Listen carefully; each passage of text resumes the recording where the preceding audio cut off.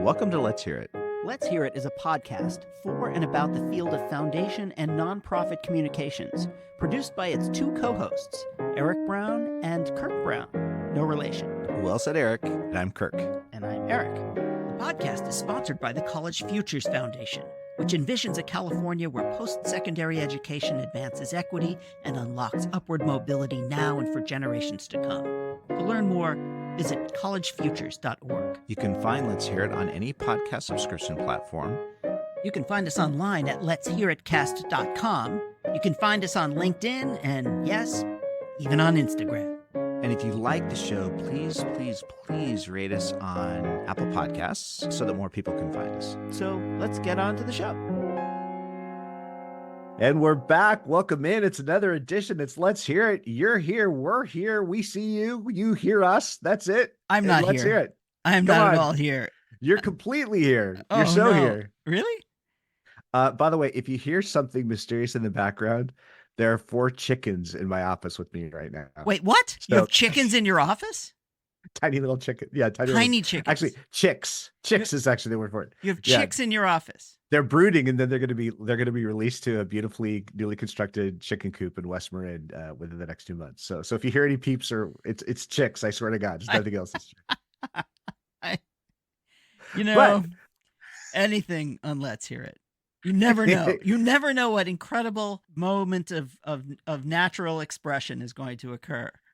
Well, get ready, because today on Let's Hear It, we have carroting and we have sticking coming ahead. Good segue. Let's hear it.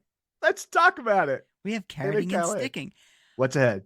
What's ahead was my conversation with David Callahan, who is the founder and publisher and whatever, major domo of Inside Philanthropy, which was a publication that when it first came out, I was both skeptical and deeply afraid, because I was head of communications at the Hewlett Foundation. Like, oh my God, this guy is it's possible that he may be a challenge. Right. And I think he has turned out to provide an amazingly good service to all of us, and in a very interesting and special way. And I think that the conversation gives you a sense of the person behind this publication that either strikes fear in your heart or joy in your soul, depending on who you are and where you sit or how you think. Yeah. And so generous to come on the podcast and answer questions, right? Talk about he asks one question, he answers it. How about that? It's just like, transparency. That's cool. So another giant in our field, David Callahan, and for these folks that have created these institutions that have just become part of the bedrock, part of the foundation of this foundation work, is just David. What a contribution he's made with Inside Philanthropy all these years, and of course, he's one of these serial creators, right? Because he's been part of different think tanks and different initiatives, and he does 2 or 3 things now. It seems like even with what he's doing with Inside Philanthropy. But this was amazing. I have to say, when we come back, when we talk about it, I'm going to close our conversation on a total downer. Great. Okay, so folks, listen to the interview and then turn it off. Okay. When we come back to what we affectionately call the blah blah. That's right. Just don't listen to it, because Kirk is going to bum you out. You should be in sales, Kirk. It's I can't wait. Blah, blah. Well, this is incredible. This is so generous. This is David Callahan on Let's Hear It. Welcome to Let's Hear It. My guest today is David Callahan, the founder and editor of Inside Philanthropy, a publication that either strikes fear in your teeny tiny little heart or joy in your great big soul, depending on where you sit. David is also the co-founder and former senior executive of the progressive think tank Demos. He's the founder of Blue Tent, a website that provides guidance to donors interested in advancing progressive causes. And he is the author of, among many other things, The Givers, Wealth, Power, and Philanthropy in a New Gilded Age. David, thank you so very much for speaking to us today. Great to be here. All right, so let's just dive right in. I was sitting at my desk at the Hewlett Foundation in 2013 when I saw something come over the wire that someone had started this thing called Inside Philanthropy, which was going to go dig deeper into philanthropy. And it struck fear in my teeny tiny little heart, but the other part of my little heart said, oh, that's never going to work. Well, what did you think was missing in the coverage of philanthropy when you started this august publication? Well, I got into inside philanthropy after 20 years of working around the nonprofit sector. And I had been a co-founder of a think tank, Demos. And so I had a lot of frustration trying to figure out what the hell these foundations were thinking, and even more perplexed about major donors. Like, how do you even get to those people? We were hearing about all this tech money, for example, but had no kind of way to connect with it.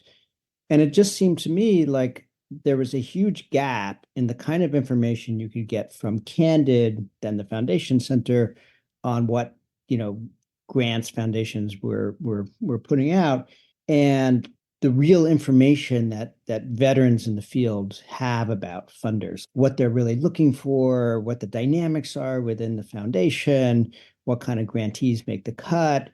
And that's the kind of information that I thought would be super helpful to have when I worked at Demos looking for grants and sought to present an inside philanthropy. I mean, the name says it all. Like, everybody wants to be inside philanthropy, right? We want to know what's going on within these foundations. And so that's been the goal from day one. Yeah, I always found that philanthropies were kind of like these fortresses. There were these large citadels. They were surrounded by a moat that was filled with boiling acid. There was a drawbridge, and if you had the key to the drawbridge, you could go on it and get across, and then it would close quickly, and you'd be on the inside of the citadel. And I always wanted to, and actually, the subtitle of our podcast is "Draining the Moat and Lowering the Drawbridge." Because I really do want to help people better understand about how to make change and how foundations think about it, how nonprofits think about it. How are you going to drain that moat? What was the thing that you were going to do to breach the walls? I could go on with this metaphor for a while, Yeah. but I'll stop. Yes, I totally get it. The idea was a kind of two-prong attack to pull back the curtain on this opaque world of giving.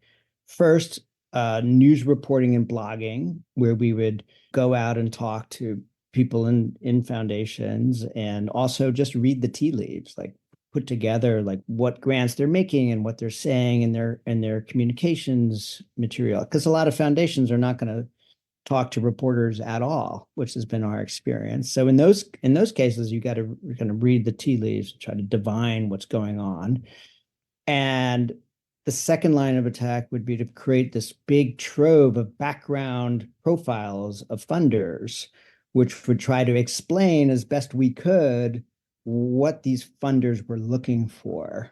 And my thought was that that kind of information would be quite different than the 990 data that you get from a candid or an instrumental or one of these kind of data sources, because it could be interpretive. Like, so we now have 5 or 6 thousand profiles of funders on the Inside Philanthropy website, which present our analysis of what these funders are all about and how to get money from them. And we're always trying to make them better based upon things that we learn from our reporting and from the foundation's own sort of blogging and comms materials and their grant making. And that information is really useful, because at the end of the day, just having a list of grants or 990 data doesn't get you very far. You need to know, what these foundations are really all about. Not only that, but the 990. You read the 990. It's like 2 years later. It's like Yeah, exactly. it's like you're on a desert island and someone delivers the New York Times from 2 years ago, and you're trying to figure out anything about what's going on now based on data that is really, really old. That makes a whole lot of sense. You're like the most carroty, sticky organization I can think of. Because on the one hand, I mean, I think you're deeply critical of bad philanthropy, and it shows. It's not like you don't pull any punches, and the investigative side of what you do is clear. And on the other side, I think you're a real advocate for many forms of philanthropy and ways of thinking about philanthropy. You're not an uncritical advocate, but you really have a sense of what you think philanthropy can be. So let's start with the carrot part. What do you think philanthropy can be?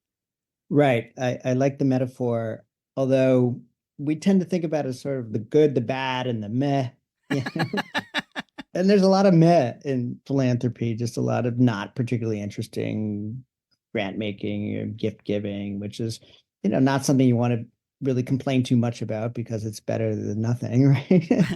And then there's really some bad philanthropy, like the bad guys in the field. But in terms of the good philanthropy, I mean, ultimately, we want to see philanthropic dollars used to advance structural changes in society and create a fairer, more equitable society, both the United States and globally.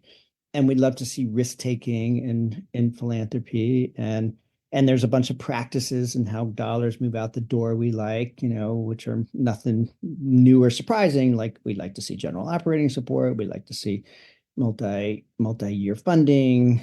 We'd like to see funders who don't have a lot of paperwork and guidelines. But in terms of the sort of the desire to see philanthropy harnessed to real change, structural change, and social change in society, that's what excites us most, which is not to say we don't like when a funder gives, $100 million to a university to build a brain research center, or we don't like when McKinsey Scott dumps a bunch of money on Boys and Girls Clubs of America, because that stuff is cool too, and we cover that as well. So it's not that we're trying to beat up on non-social change philanthropy, but in terms of what most floats our boat and the stuff we hold up most, it is that, real risk-taking structural change giving. So you said a lot of foundations don't like to take your calls, or you mentioned that like they don't like to talk so much. They don't like to talk to reporters, which I mean, I guess I understand because I've said this a million times that foundations have like paper thin skins and they're hemophiliacs. Like if you say something nasty about a foundation, they go into spin control. And I don't fully understand it just because they have no true enemies in nature, other than sometimes maybe you or some of the investigative folks over at the Chronicle, but not really. I mean, what's the worst thing that can happen? Where do you see, and I'm getting into a question eventually here about communications, because nominally this is a show about communications. Where do you see foundations communicating about what they do, why it matters, having an influence on a field, or even frankly on your reporting? Just to be clear, some funders are perfectly happy to take our calls, and we talk every day. Our reporters are talking to people in foundations and major donors. And by the way, the wealthy donors, they're much more skittish about doing any publicity because I don't think they see any upsides. Either we say something nice and it seems like a puff piece and they're just getting attention for themselves, and that's not why they're in philanthropy, or they would say, and so they don't want that to come off as attention seeking, or we say something mean and that's even worse, right? So a lot of those people just don't see any upside to talking with us.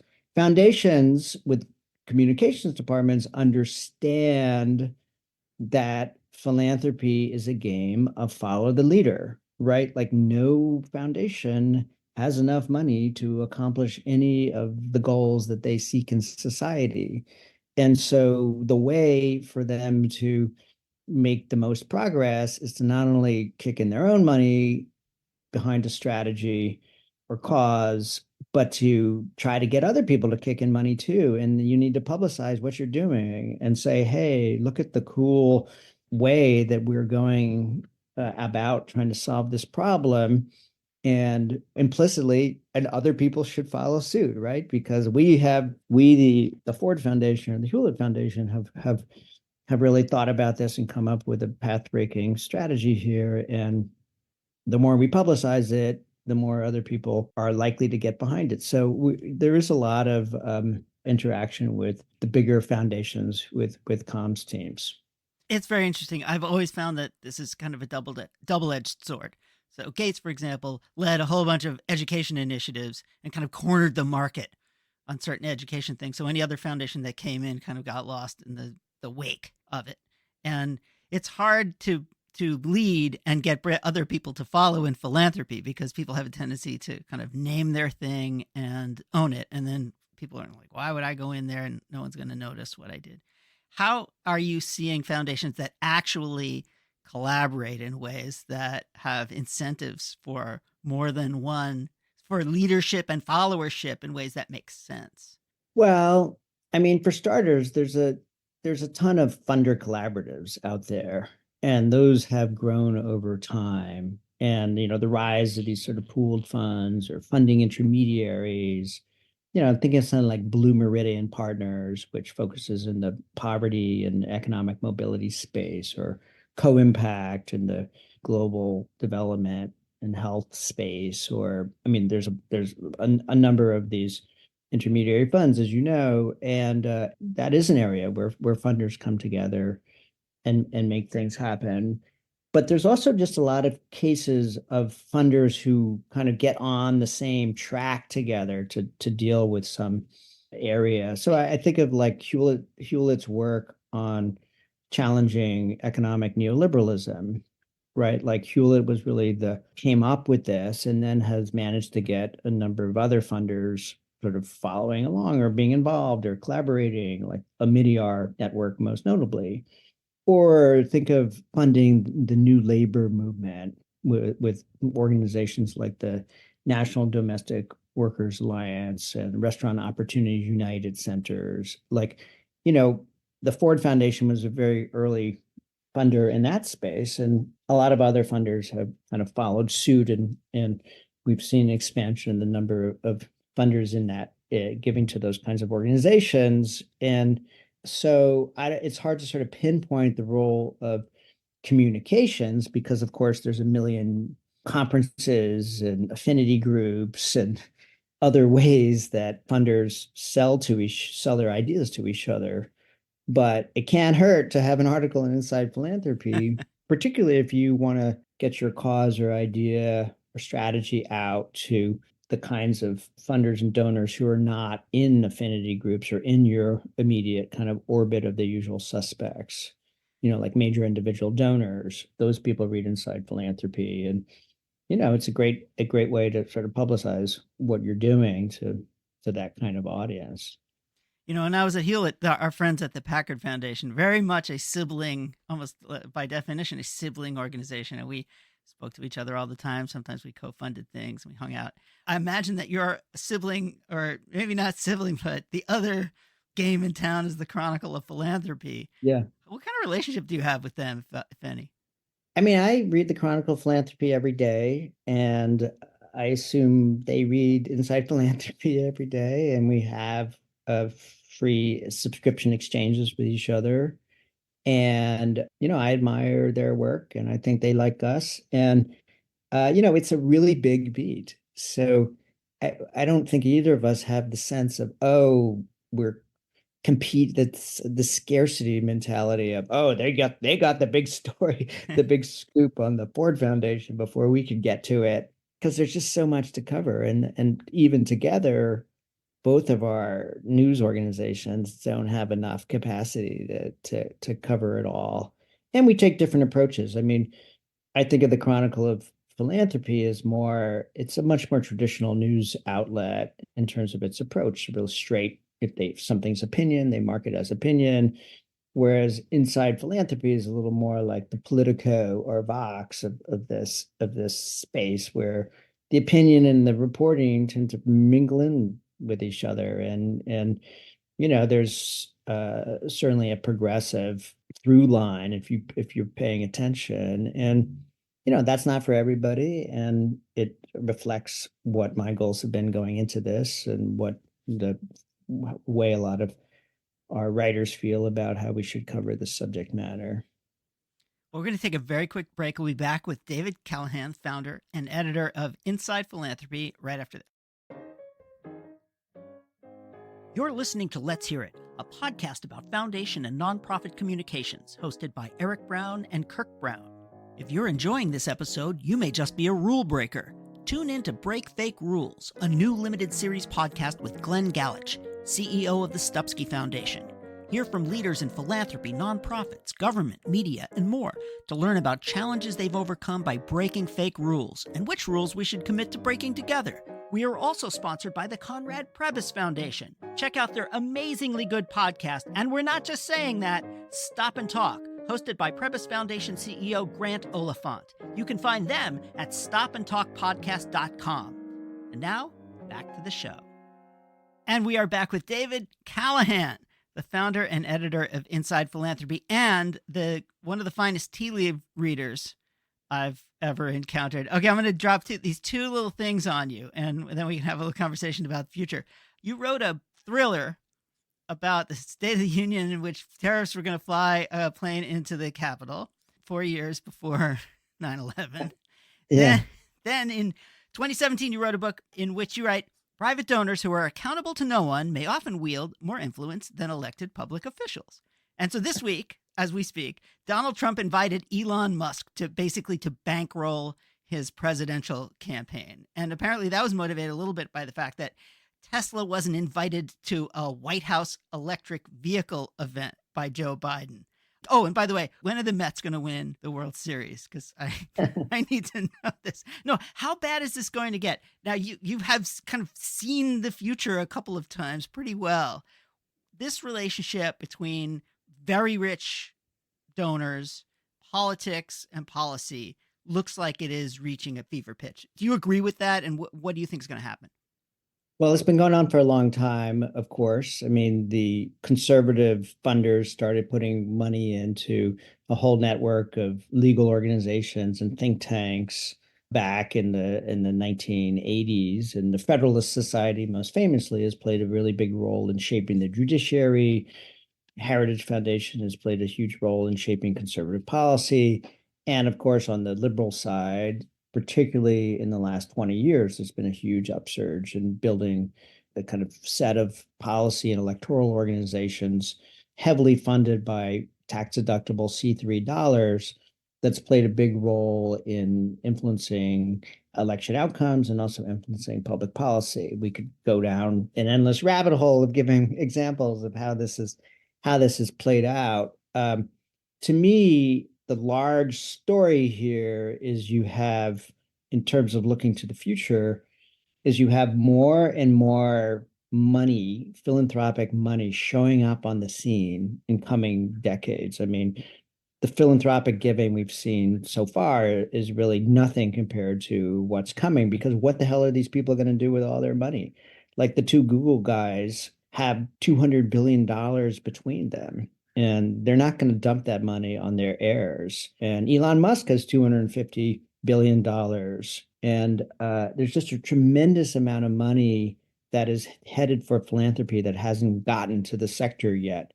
And so more and more billionaires showing up with bigger and bigger grant dollars at the same time that we're going to see the screws really turn on government fiscally at all levels, when the entitlement spending obligations of the federal government really kick in and Medicare and Social Security come under a lot more strain, and the pension obligations at the state and local level, government is going to have less discretionary income, less discretionary revenue to do stuff. And at the same time that the billionaires are stepping up with more and more money to do the things that they think would be cool, right? So that's the kind of grand picture that I lay out in my book, The Givers, of these two trends, government down, private philanthropy up, that are going to be increasingly salient in the future. And so you could do the math and say that maybe 10 or 20 people could make the decisions about all these kinds of things that replace entitlements, rather than a nominally democratically elected populace. Correct? I mean, because we're talking about the richest of the rich in the United States holding trillions of, a good $1 trillion, if not more, of wealth. Yeah, I mean, the conventional wisdom has always been that, philanthropy is just a drop in the bucket compared to what government spends, and that what philanthropic leaders have historically done is try to influence how those big government dollars are directed. And that game will always be played, and makes a lot of sense in terms of leveraging resources. But it's also true that philanthropic dollars, just in the sheer amount of them, are growing, and that stream of money is becoming more significant vis-a-vis government. So just as an example, the federal budget for non-defense discretionary spending is about $850 billion a year. This is everything that is not entitlements, it's not defense, it's not interest on the debt, it's everything else. It's NASA, it's the National Science Foundation, Institutes of Health, it's, the national parks, it's all the education spending, it's Pell Grants. That's what non-defense discretionary spending is. $850 billion of it a year about right now, whereas charitable giving last year hit about $500 billion, right? So, and that number sort of keeps going up. So discretionary spending is being squeezed, charitable giving sort of steadily increases and is becoming more significant compared to public dollars. So I think we need to kind of revise how we think of these things. And in some cases, in some municipalities, philanthropy has really stepped forward to completely bail out government, right? Or to replace, like in Kalamazoo, Michigan, or help foundations help bail out Detroit, or in Tulsa, Oklahoma, George Kaiser built this massive public park, right? I mean, there's a lot of examples of philanthropic dollars kind of replacing the things that government normally would spend money on, as government has less capacity to do that. I've always found that to be a phenomenally sharp double-edged sword, because the more philanthropy takes credit for these public benefits, the more you're arguing that the public benefits are not public, or that they shouldn't be public. You're almost making a case for lower taxes because the foundations will bail you out, which seems to be totally bass-ackwards to me. I mean, governments should fund the things that governments should fund, and foundations take the risks. I mean, we've heard this argument a million times. We de-risk large government spending so that they can be more efficient with it, but that's where the money should go. And the more you take credit for the things that government should be doing, the more you're arguing that government shouldn't do it. And yeah, I've always found that to be really dangerous. So given that, maybe you agree, maybe you don't, but where do you see foundations best making a difference in the context of basically a progressive tax structure and a government of the people?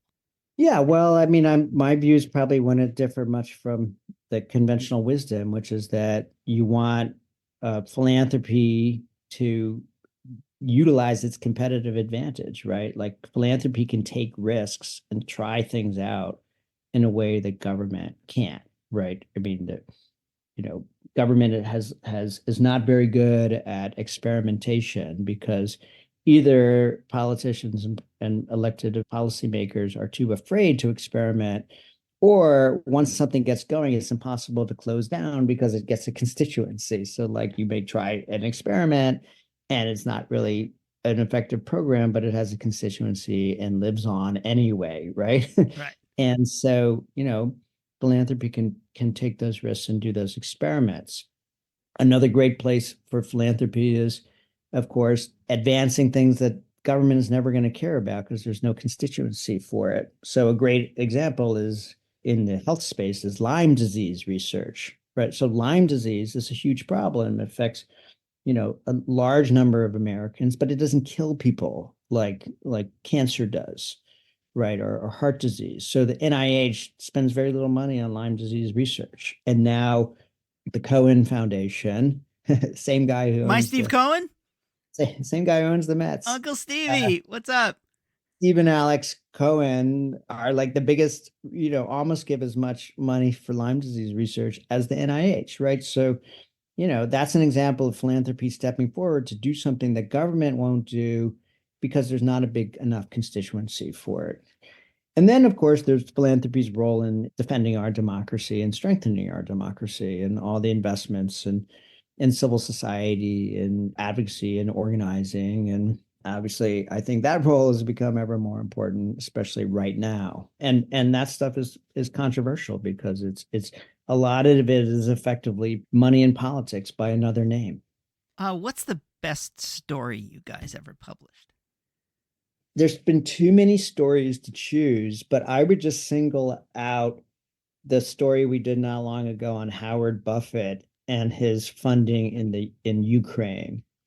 So Howard Buffett is the oldest child of Warren Buffett, and every year Howard Buffett, along with his siblings who also run foundations, his Howard Buffett's foundation gets a couple $100 million in Berkshire Hathaway stock.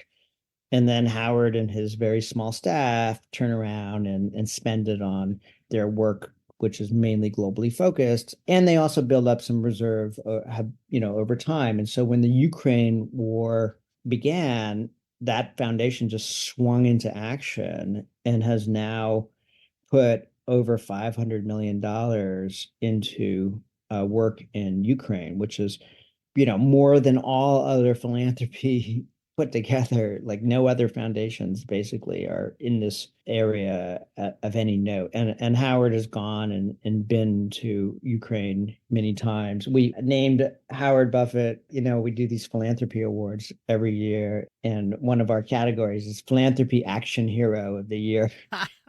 And Howard Buffett has, I think, won that category twice because he's somebody who shows up and goes to see for himself and then has the flexibility to put up huge amounts of money to deal with urgent things in a very rapid way that makes most foundations look like, these slow moving dinosaurs. Wow, that's really cool. By the way, there was a wildlife photograph taken by Howard Buffett of an eagle that hung in my office for many years. I don't know how it got there, but it was the Howard Buffett. That's my brush with Howard Buffett. For my last question, and thank you so much for coming on, being so generous with your time. If someone offered you a job running a very big foundation, would you take it? Maybe. I mean, those are great jobs, right? I guess it would depend upon whether I was bored of Inside Philanthropy, which I'm not, and also whether it was a healthy and well-functioning foundation as opposed to come run our big foundation governed by our crazy family, which I certainly would not want to do. Actually, that was my next to last question. The last question is, looking back at these 10, 11 years, would you be surprised to see what Inside Philanthropy has become? Is it what you thought you were going to achieve, or is it different in any way? It's pretty much what I thought it would be. It took a while for it to get as good as it is now because it took a while to build up the revenue to pay for the reporting that we do. Reporting is very expensive, and we didn't have much revenue at the very beginning. So a lot of our writing was more blogging and reading the tea leaves. I used to joke that, we should be called outside philanthropy.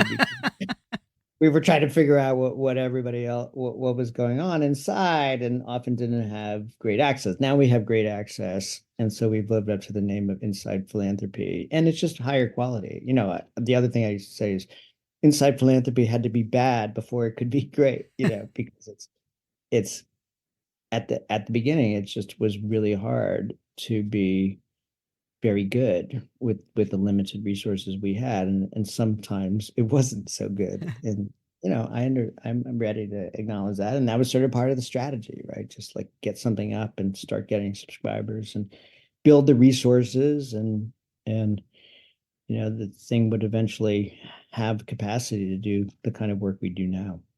Well, it's great work.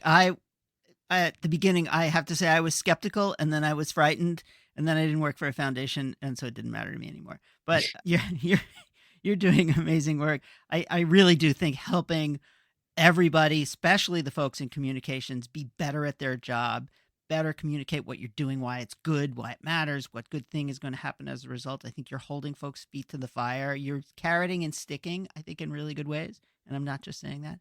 And I just really appreciate your time, your work. And I hope we get a chance to have a conversation again one of these days. Great. Thanks for having me on, Eric. David Callahan of Inside Philanthropy. Thank you again. And we're back. So Eric, tell me, how did you get to David? And what was your instinct to get him here now? There are two answers to this question. I will give you the conventional one first, Okay. which is that we are interested in philanthropy and communications and nonprofits, and he sits. Yes, we are. Yes, and he sits at a very important area of those Yes, things. he does. Yes, and he if does. you think about like, oh, who's writing about communications or who's writing about philanthropy? It's Chronicle of Philanthropy and Inside Philanthropy are the two kind of pillars, if you think about it. Although, as he says, they're more of the what did he say? Like the Vox. The Vox, exactly. They're more mingling the opinion and Yes, they reporting a little mingle. more. But yeah. so that's the standard version. The other version is that a long time ago, one of my dearest friends, best man at my wedding, said, "Hey, my neighbor is somebody who's doing something about philanthropy and you should talk to him." And he was his neighbor in Santa Monica. I think they both frequented the same coffee shop. This guy, David Callahan. And so it's stuck in the back of my head for the longest time. And finally, I screwed together the courage to send him a note. And he was, of course, phenomenally forthcoming. Of course, I'd be delighted. When would you like to talk? So those are the two answers to your excellent David Callahan question. Can we explore a little bit how difficult it really is that he launched this enterprise and it's been going on for so long now? This notion, and you talked about it. I love how you talk about it. These philanthropies are fortresses. There's a drawbridge. There's a moat. They're just totally retrenched. And yet here's David saying, you know what? We're gonna poke into this. We're gonna peer into this institution, and we're actually gonna open doors. And I loved how he talked about, actually when they got started, they were reading blogs. They were just reading stuff. They couldn't even get people to call them. But just talk a little bit about how difficult. And you were savvy enough to see this thing unveiled and be like, oh my gosh, really exciting. Not going to work. I'm terrified all at once, right? But how difficult is it to actually get the door open? Because at this point, that door is open for Inside Philanthropy.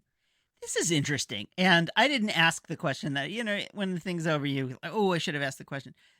It feels to me like the audience is this, well, it's the carroty sticky thing, but it's also the audience is people who want to learn more about foundations so that they can raise money from them, because philanthropy, as we have, as he was able to help us better understand, philanthropy is a lot bigger and more powerful than anyone had imagined, for good or ill. Right. Particularly if philanthropy is seen as some kind of replacement for government, which is also nominally elected and democratic on a good day, and philanthropy is not. And so all you can do is to hope that philanthropy will be benevolent and not malevolent. And we have seen both sides of that coin over time. So for the folks who are trying to raise money from philanthropy, I would think that the insights that they have been able to derive, because they have managed to get the model, the financial model of work, are interesting and good. And if I'm a development person at anybody looking to get money from foundation, I'm going to want as much insight into those places as possible. So I think there's a decent number of fundraisers out there who will pay for this. On the other side of the coin, there are foundations who want to know what their colleagues and counterparts and others are doing, and of course they want to see how they're showing up. So are they saying nice things about us or not so nice things about us? And so I think there's a audience for that. So he's managed to make a business out of this thing that was, in the beginning, he said, well, we were bad before we could be good. And that all makes sense. And it's, now it's a thing. It's got its own momentum. It's got its own light and heat. And they're doing interesting work. And they also have a point of view. And that's the other part of it, which is David is kind of unapologetically progressive. And he believes in government and the virtues of a kind of a collective. And he is an advocate for, and and his institution are advocates for progressive policies. And he's quite clear about that. And if you don't agree with him, then he's going to have something to say. Well, and this is such an interesting reflection about the evolution of philanthropy as a concept, even in America, like in the broad arc of our history, because today, that notion that you can look at giving and it can be good giving, bad giving, or meh giving, and that it isn't that interesting, because we don't typically think of those distinctions. And yet when you're in our field, like I would say, and you talked about in your interview, the premise of our podcast is that all of this work should be oriented towards social change and this notion of a fairer, more equitable, more just society. That's the purpose for what we are doing.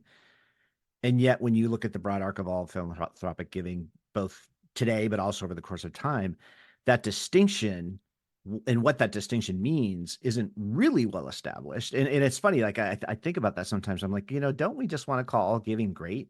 And yet, really, when you push on it, I would say, actually, those distinctions kind of make sense to me. There's some good giving. I certainly know what bad giving looks like, Sure. but it's the meh stuff, right? It's the like, who cares? Like that is a really interesting critique, and I think there's actually way more in that meh than we're actually giving it credit for. Maybe so, but if you could actually harness philanthropy, as he said, it almost equals all of the non-military discretionary spending of the entire Oh, federal government in any given year. Now, yeah, that's a huge institution, and it is an institution that is under scrutinized, under and misunderstood, or understood, or just not understood at all, or it doesn't even register. And right. this kind of argues for much more coverage and much more kind of healthy communications around this, whatever it is, the fourth or fifth or sixth or ninth estate, a huge aspect of our economy. Okay, now add to that some folks are now amassing spectacular amounts of wealth that they really could make a big difference on all sorts of things. And the question is, will it be a good difference, a bad difference, or a meh difference? Right, Like, I'd right. settle for meh, because Well, the problem of bad difference is astonishingly bad. and you're walking me right up to my depressing leave behind, but we're not going to go there yet. We're not Yay! going to go there yet. We're not going to go there Okay, yet. wait. So you can keep listening. I will tell you when to turn off the podcast, people. Because I do want to. We had this great reflection from David about how different philanthropists at different relative, I would say, levels of sophistication around communications think of their work and talking about their work. And David talked about the individual wealthy donor, how there's almost no upside for that donor to actually expose their giving, though we see many, many examples. No apparent upside. No apparent upside. That's right. the thing. That's right. There's plenty of upside if you do it well. You can absolutely use your money you can get phenomenal leverage. Well, and this is the foundations with the communications departments he talks about, right? Where those folks understand, and this is a phrase that is just kind of echoing for me. Philanthropy is a game of follow the leader. Yes, when he said that, I was listening to it just a little while ago. I was like, yeah, what an interesting point. But it's a double-edged sword there too. So go say whatever it was you were going to say, Kirk, because I'm sure it's very smart. No, this is what I want to hear from you, because that notion of it's follow the leader, I could hear that in the best of possible terms, but I can hear it in the worst of possible terms. And I have to tell you, I feel like I've experienced both sides of that. And can I tell you, I won't name any names. Good. But I just had the best meeting I've had in my career with the foundation program officer this week. And I was thinking about this. I was like, why was that so great? And this person, again, no names will be named, but this person was strategic. They were incisive. They challenged our thinking and contributed to our thinking. And we all left more energized as a result of the conversation, where there were no promises made about dollars coming.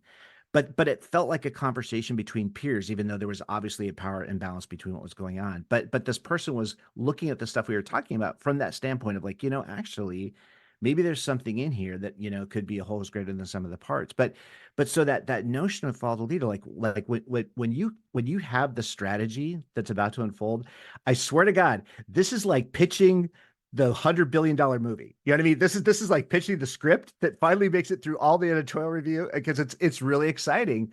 But there's a flip side of that too, which is like, well, if you're not kind of, who else follows the leader? The lemmings as they head off over the cliff. You know what I mean? Like, so I don't know. So now I want to say, what do you think about all that? Because it feels like it's the best and the worst of this field right there. Well, well, that was just me kind of trying to buy some time. I have a lot of thoughts about this. You don't have to name names. We don't have to name names. We can talk generally, You're so intuitive for a Midwesterner. Here's my feeling about this. A lot of philanthropies want everyone to follow them, but they set it up in such a way that it makes it kind of hard to follow them. But the other side of that is that if you've got a leader out there who could use an additional of investment, you almost have built-in leverage, the big L word. And here's a really good example. There's a foundation that I have become acquainted with. And what they did was, when other foundations wanted to make a grant into a university, this foundation would pay the exorbitant overhead that the university would charge Wow. so that the initial grant could go through. So Foundation A says, I want to put $1 million into X thing at this university, and like the study of something that they cared about. Mm-hmm. And then University Y would come back and say, oh yeah, our overhead rate is 60% or something like that. So Foundation Z would then come in and say, you know what, I'll pay the overhead because I know that if I pay the overhead, you will make the grant. And my overhead is 60%, your investment is 100%. So therefore I got 1.4 times return on my money. So, and as long as you don't care that you're not the lead on this, you can do a lot by coming in behind somebody else who has a slightly bigger investment, but your additional funding makes that work possible. That's follow the leader in a really interesting and productive way. Right. So that's it. Like, this grant wouldn't have been made if I didn't come in and support it. I think that's really, really cool. In other instances where foundations will say, I'm doing this, it's my strategy, come with me or not, a lot of people will say not. Well, that's such a good point, Eric. But so here's what I would like to make a request. Could I make a request? You may. I want David to come back and for us just to spend an entire interview on the second part of your conversation, because that was when I would say almost Conspiracy Eric showed up on our air. Conspiracy Kirk was desperate to get into that conversation because you started talking about. I hope you weren't driving, because when Conspiracy Kirk is driving, the nice people of Marin County need to look out, because they might get run into. There's so much here. You start talking about private donors and their impact on politicians. You mentioned Donald Trump and Elon Musk specifically. You didn't even mention some other stuff you could be talking about with this current presidential, like what's going on with Trump media and how that looks like to be one of the biggest graft and corruption schemes of all time, let alone the news that's come out that Donald Trump apparently promised a bunch of oil executives that they gave him the $1 billion, he would overturn all clean energy, clean car, clean vehicle regulation. But this whole notion of the impact of these philanthropic dollars relative to our public purpose. And this is when you talked about the $850 billion in discretionary federal spending versus the entire pool now of charitable giving being over $500 billion, and how those two numbers are getting closer and closer to each other. And you started raising some really interesting questions around that, like, well, if philanthropy can do it, does that mean government doesn't? How do you get the balance right between, who does this or who does that? Then this incredible story about, what Howard Buffett is doing in Ukraine, which is again, another situation where it's like, God, the philanthropy, would we call that good, bad, or meh giving? But I would argue that driving dollars into one of the most catastrophic collapses of peace and justice in our time is very good, a good use of philanthropic dollars. But here's my troubling thought about all this and why I'd like to have David come back. And this is why people, okay, everybody, turn off the show. You can go back to, fresh air or something. Isn't our theory of change that you can leverage these dollars for good, and the better and more thoughtful you are about how to leverage these dollars, and then the more you can get those dollars leveraged scale, you can create tremendous amounts of good. And if that's truly what our theory of change is, this is my bummer observation. How much money is there in the world? The money aligned with the good values or the money aligned with the bad values?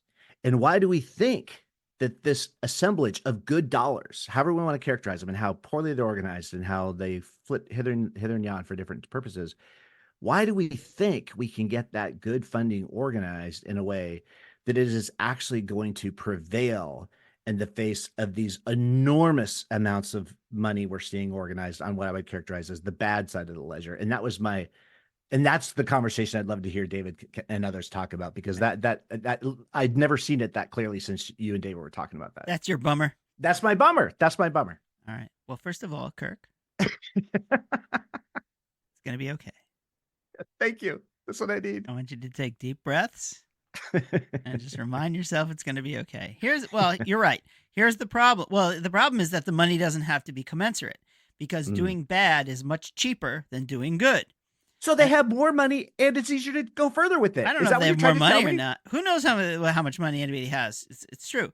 Yeah. But doing bad is easier than doing good. We've talked about this a million times. Building is harder than breaking.